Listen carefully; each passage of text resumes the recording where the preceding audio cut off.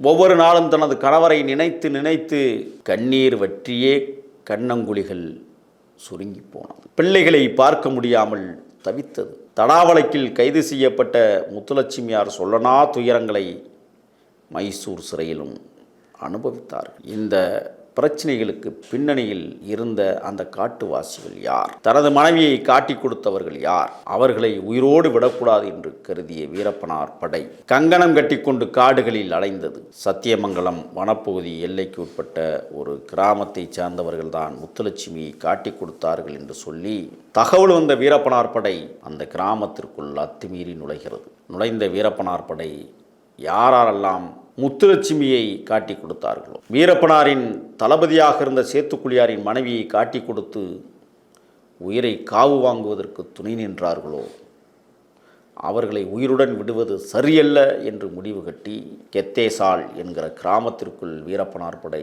நுழைகிறது. காட்டி கொடுத்த 6 பேரை கொண்டு வந்து நிறுத்துகிறது. சரியாக இரவு 9:15 மணி. 6 பேரும் அருவாள்களால் கொடூரமாக வெட்டி கொலை செய்யப்பட்ட சம்பவம்